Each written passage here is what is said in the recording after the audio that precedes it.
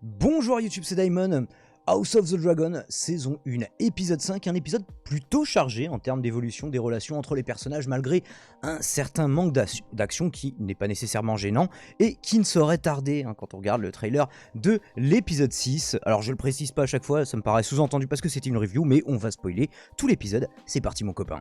On voit enfin la femme officielle de Daimon dont il parle souvent, et systématiquement en mal, et elle a effectivement pas l'air de beaucoup apprécier son mari, et ni d'accueillir d'un bon oeil son retour. Alors Daimon le lui rend bien, puisqu'il la bute sans prononcer un mot, même pas un bonjour, rien.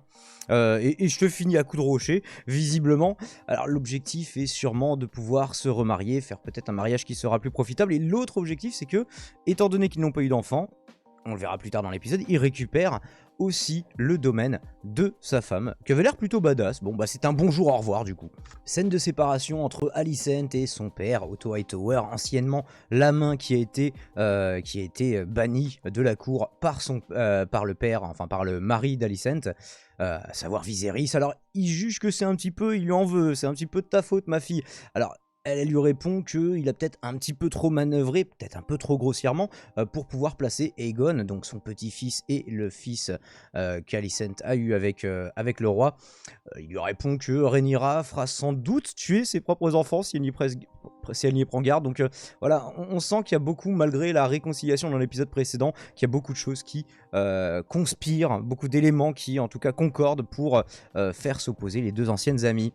Et voilà du coup des personnages bien écrits, c'est-à-dire que là, Otto comme sa fille ont tous deux de solides raisons de penser ce qu'ils pensent et de faire ce qu'ils font. Il n'y a pas de je suis le méchant, en fait je veux aussi le bien de ma fille. Et alors ouais, il y a un petit peu de manipulation de la part de Otto Hightower certes, mais ils agissent tous dans l'intérêt de leur famille, et des fois, étant donné que ces familles sont entremêlées, ça mène à des situations un peu complexes. Et bah, c'est pour ça que je dis que c'est Santa Barbara, Game of Thrones, c'est que tout tourne autour de ces histoires de famille. Déplacement de Viserys et sa fille Rhaenyra dans le fief Velaryon dans le but de demander... Alors après les avoir jetés, c'est lui qui fait, et d'ailleurs ce sera remarqué, c'est lui qui vient quémander en personne la main, enfin pour sa fille, un mariage avec Laenor. Et alors j'aime bien quand même visuellement ce que ça donne. Alors c'est pas tout à, on pourrait pas qualifier ça de presqu'île étant donné que naturellement ça a l'air d'être quand même au large du continent, mais il y a juste une petite route étroite qui relie donc l'île de la Marque avec le reste de Westeros, et Lord Corlys ne les attend pas personnellement dans la cour d'ailleurs, mais sur son trône, ce qui est un peu contraire à l'étiquette et qui pourrait être vu comme un certain manque de respect. Mais voilà, Viserys ne relève pas trop ce genre de choses, sauf quand il a un coup dans le nez. C'est les seuls moments où il s'énerve globalement.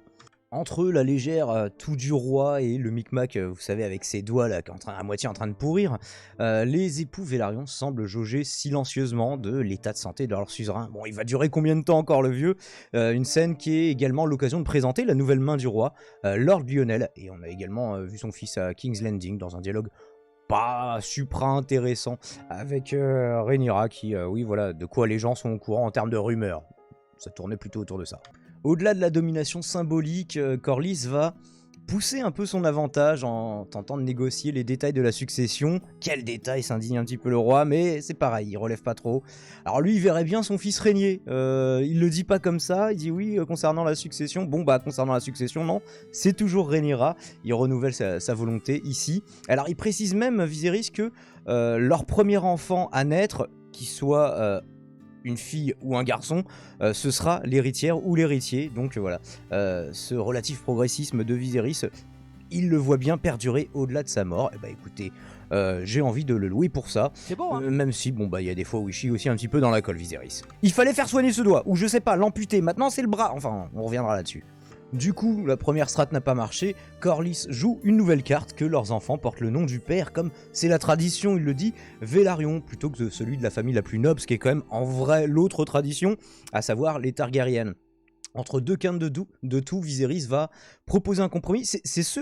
Pourquoi il est fort en fait Viserys, c'est un roi diplomate quelque part, c'est que les enfants portent le nom de Velaryon, mais celui ou celle qui régnera le fera en tant que Targaryen.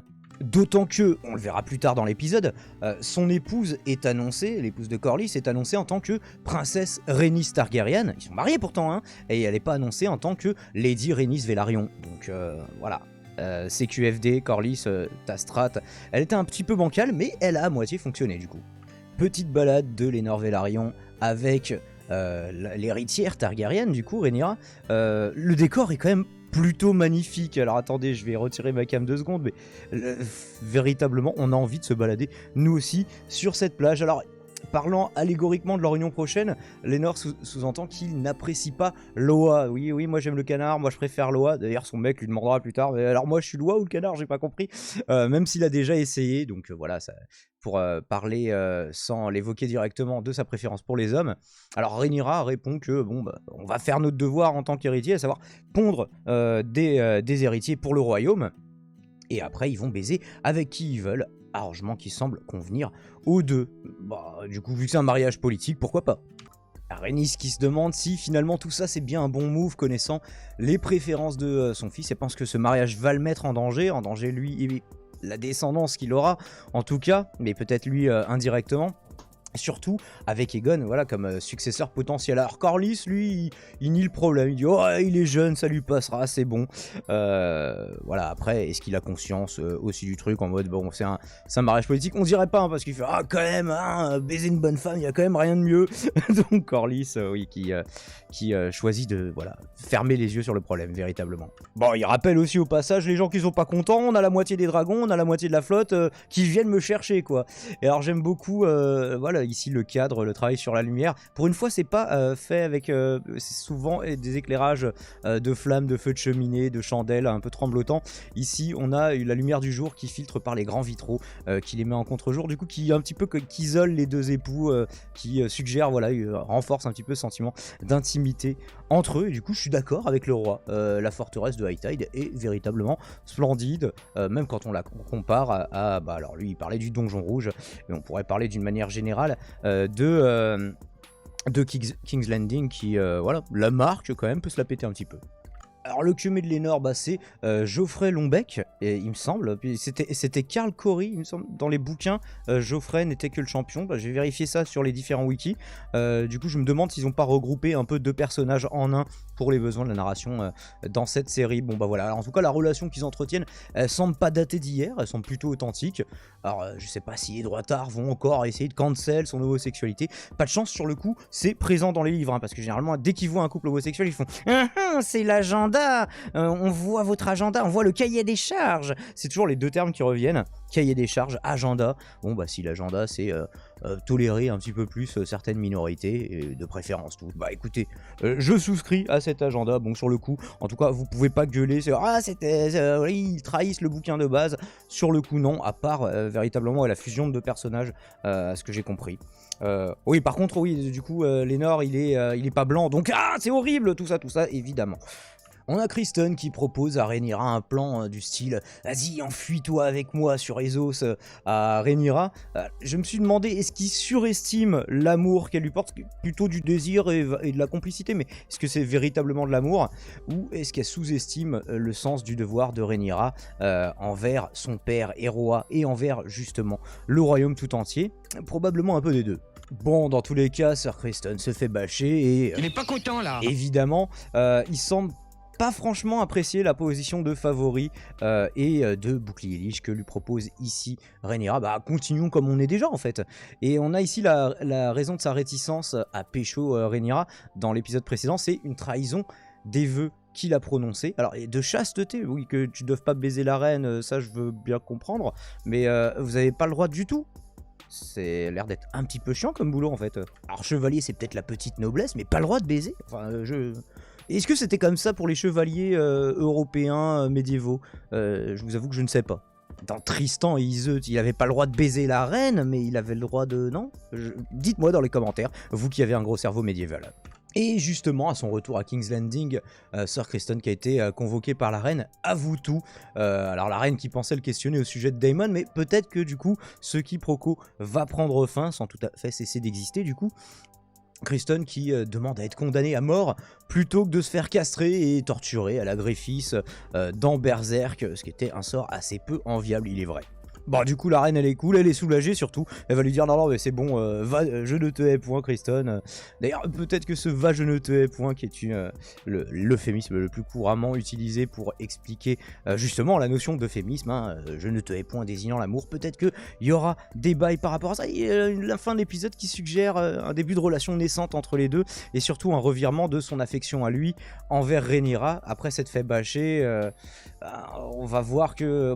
Il y aura plusieurs choses qui vont nous faire penser qu'il va prendre un autre embranchement, Kristen. On voit, comme je l'expliquais tout à l'heure, que la gangrène a gagné tout le bras du roi, alors que c'était juste à la base un doigt. Ça n'est pas sérieux, monsieur Targaryen. À ce rythme-là, son règne va connaître un terme prématuré pour le moins, et Viserys justement en a conscience et s'interroge d'ores et déjà sur sa postérité. Qu'est-ce qu'on retiendra de moi? Est-ce que je serai pas dans un roi dont on fera des ballades, des chansons? Ouais, mais bon, pendant ton règne c'était plutôt cool finalement, donc mieux vaut ça, des grandes batailles à feu et à sang, et oui, tu restes dans l'histoire. Mais pourquoi? Est-ce qu'il vaut mieux être un monstre et s'assurer une postérité, ou être quelqu'un de mesuré et oubliable? Bah écoutez, c'est la question ici que Viserys vous pose, le spectateur. On arrive à la scène du banquet qui occupe un bon tiers de la durée de cet épisode 5, et où la venue de Daemon jette un petit froid, hein. Alors il s'agit d'un banquet de bienvenue pour le mariage princier. D'ailleurs on dit oh putain, si ça c'est juste le banquet de bienvenue. Alors on les voit échanger des vœux, donc ceci dit je sais pas, est-ce que ça se passe plus tard? Ça a pas l'air pourtant. Je vous avoue qu'il y a quelque chose de pas très clair dans la chronologie, ou est-ce que je sais pas, ils font des banquets en boucle sans s'arrêter. Et donc ouais, Daemon qui jette un froid quand il arrive, mais qui fout pas le sbeul, pas directement en tout cas, qui se tient correctement jusqu'au moment où vient l'accuser du meurtre de sa femme. Donc ouais, attention, ouais, parce que ouais, on laisse pas ça impuni vers chez nous. Ouais, bah, vers chez nous on ne laisse pas les calomnies se dire, donc va falloir faire un petit peu attention, d'autant que les possessions de ma femme, ça me revient, donc quelque part, bah, je suis ton boss, je suis ton suzerain. Alors est-ce qu'il l'a fait pour avoir les possessions de sa femme et les rajouter à Père Dragon, sur lequel il n'a pas une assise durable? On rappelle qu'aux 18 ans de Rhaenyra, ça reviendra à Rhaenyra. Peut-être que c'était l'objectif principal, peut-être que ça n'était qu'une side quest. On en saura probablement plus prochainement. Daemon qui avait l'air d'être d'humeur à pécho de la Velaryon. Alors est-ce que c'est pour une sorte de compétition avec Rhaenyra? Est-ce que c'est pour la rendre jalouse? On verra que... Est-ce qu'il y a un autre baiser qui est échangé? On voit justement la scène qui est filmée, enfin qui est vue par le roi avec la foule qui s'interpose. Et juste à ce moment-là, il se passe le coup de théâtre de fin d'épisode. Donc on n'est pas trop sûr de ce qu'on a vu. Du coup, ici, je m'interroge. Est-ce que Rhaenyra dit par provocation emmène-moi avec toi à Père Dragon, ou est-ce qu'elle veut véritablement se lâcher avec son oncle, chose qu'elle avait pourtant refusé un petit peu plus tôt à Kristen. Alors après voilà, lui c'est pas juste un chevalier de base, c'est un membre de la famille régnante, c'est un Targaryen, un site au sang pur, tout ça. Et puis on sait que voilà, faire ce genre de bail au sein de sa propre famille chez les Targaryen, c'est pas tellement un problème. Donc je sais pas, je m'interroge, je vous avoue, sur le comportement de Rhaenyra et sur ce qu'elle veut vraiment en la matière.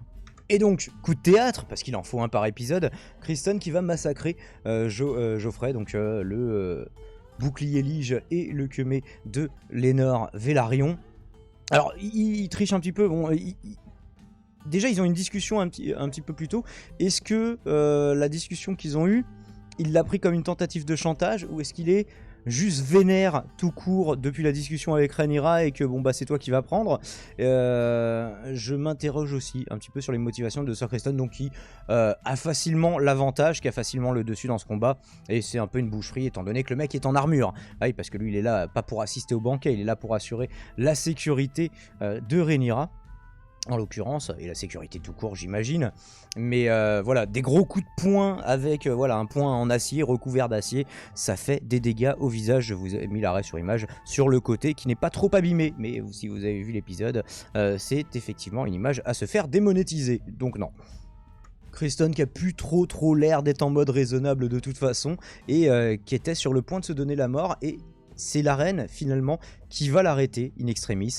Pendant ce temps-là, on a Viserys qui s'effondre devant tout le monde, hein, donc là pour la faiblesse du roi, la faiblesse, on va commencer à activer les complots pour la succession, tout ça. Ça va faire bouger un peu les choses, d'autant qu'il y aura une ellipse temporelle. Donc voilà, il s'effondre alors que les époux prononcent leurs vœux. Je ne sais pas si c'est un mauvais présage ou pas, nous verrons. Et l'épisode s'achève sur un cadre que je trouve plutôt rigolo avec un rongeur au premier plan qui se repaît du sang versé par les humains pendant que les humains, eux, ont arrêté de manger depuis longtemps. Je trouve ça plutôt rigolo. Et c'est l'heure de la conclusion, comme vous le savez. Alors je disais dans l'introduction un épisode où il y a pas beaucoup d'action et c'est vrai. Malgré tout, on s'ennuie pas, les scènes sont essentiellement constituées de dialogues, mais les dialogues sont eux-mêmes bien écrits, bien interprétés, plutôt intéressants. Du coup, si je dois poursuivre l'éternelle comparaison avec Rings of Power en termes de dialogue, ça survole littéralement, c'est bien au-dessus de ce qu'on voit dans la série Prime Video, qui a d'autres qualités ceci dit, et que j'aimerais bien qu'on critique, surtout le scénario et les personnages plutôt que la couleur de leur peau, éternellement. Le truc qui revient, du coup les gens osent moins se lâcher. Il y avait une polémique sur Steve Toussaint qui interprète Lord Corlys au tout début, mais il me semble que ça s'est assez que voilà, en fait les gens arrêtez de critiquer le wokisme. Une série peut être woke et bien, woke et pas bien, en fait ça n'a pas d'influence. Donc voilà, ça reste plus fin, plus réfléchi pour le moment. Ceci dit, à titre personnel, là c'est ma subjectivité qui s'exprime, cette intrigue principale sur la succession d'un roi conciliant qui est sur le déclin m'intéresse beaucoup moins par exemple que la menace grandissante des marcheurs blancs dans Game of Thrones. Ce que je veux dire, c'est que dans Game of Thrones, cette histoire de succession du roi, ce serait une intrigue secondaire. Alors c'est pas une critique adressée à la série, puisque voilà, Fire and Blood c'est un bouquin à la base, et que l'auteur a accès. Alors ce qu'il y a, c'est est-ce que Game of Thrones c'était l'adaptation de plusieurs livres? Je crois que c'était oui, c'était nécessairement l'adaptation de plusieurs livres, puisque sur les dernières saisons, l'auteur n'avait pas encore écrit les choses. Alors que là, je sais pas sur combien de saisons ils vont vouloir tirer Fire and Blood, et je m'inquiète un petit peu. Peut-être que vous avez des éléments à nous partager en la matière. Combien de saisons sont prévues? Je sais qu'il y en a plusieurs, et j'imagine que ça le nécessite pour déployer un petit peu ce récit. Un livre, c'est quand même plutôt costaud, c'est pour ça qu'adapter en film, c'est la raison de la préférence que j'ai pour les séries par rapport au film, c'est que on peut adapter plus facilement un long récit, en tout cas pour faire des adaptations. Après, il y a des films qui sont très bien, évidemment. Bref, je digresse pas davantage, on est à 17 minutes d'enregistrement. Merci d'avoir suivi cette review en ma compagnie. Je vous dis à très vite. Comme d'habitude, je vous renvoie vers mes vidéos les plus travaillées. En l'occurrence, vous avez toutes les vidéos de la playlist Le Journal de YouTube, et j'en ai fait une récemment sur Cyberpunk Edgerunners. Allez-y, foncez dedans, c'est de la bonne cam. J'ai fait le tout en moins de 24 heures, mais je me suis défoncé pour vous. Donc je vous dis à très vite du coup pour la prochaine review. Ce sera peut-être sur Rings of Power ou sur un tout autre sujet. Abonnez-vous, likez, commentez, partagez et faites des dons si le cœur vous en dit. Ciao ciao.